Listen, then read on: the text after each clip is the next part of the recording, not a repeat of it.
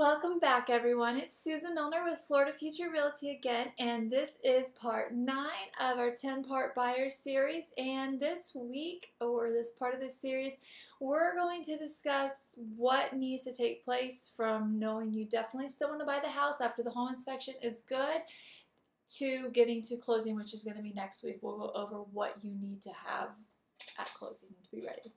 So the inspection we've already discussed last week, and we figured out what we're going to do with that. And now there's a lot of pieces to the puzzle, especially if you're getting financing. Most lenders are going to require a survey, and depending upon who's involved with your transaction, your agent may order the survey, but more likely than not, either the lender or the title company will be ordering the survey. And that is a charge to you on the closing disclosure or the HUD statement, whatever it is that you're using at this time. So though the survey will need to be completed, that usually takes 3 to 5 days to get it ordered, get it reviewed, and back to whomever needs it. There's also you going to need to review the title commitment, the loan commitment. You may have already seen that. If there's anything on it that you don't understand, you definitely want to seek legal counsel and just kind of get an idea what that means. Generally speaking, the title company can tell you what it means, but if you see any conditions on there and you're not sure of them, make sure that you understand before you agree to whatever it is. Kind of the good thing about having also a lender is that it's almost like another layer of protection for you, because the bank's not going to lend you the money unless they know that there's a clear title and there's nothing that's going to come back on it. So it's kind of an added level of protection for you having that, but you still want to make sure that everything is correct. You'll also want to make sure if you're getting a home warranty or anything that's paid for. If you've been shopping for homeowners insurance, make sure that you've binded the coverage, because they're going to need to see that. You may be paying in advance and it'll say like paid outside of closing on your closing statement, or it might be something that you're paying.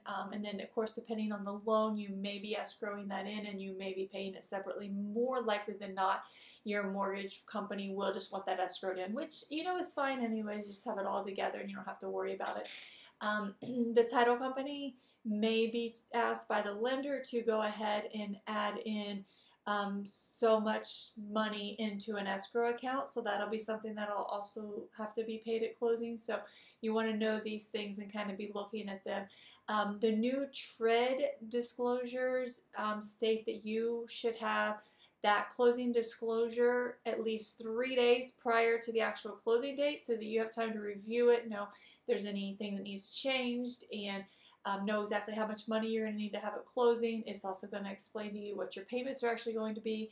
So that's really cool. We used to have closings and literally you'd be sitting at the closing table and still not even know how much money you needed to close. And then, somebody would be scrambling at the bank and getting the money, or you would wire in too much money and then get a rebate, basically like a check back at closing. And now you're going to know. So that's awesome. And that's pretty much it. Those are just kind of the things that need to line up. You want to make sure that you go ahead and you start figuring out who's the water company, who's the electric company, if you're going to want cable right away, or if you're going to want home security, all these kind of things. Get your mail forwarded. Just start lining up all these little things.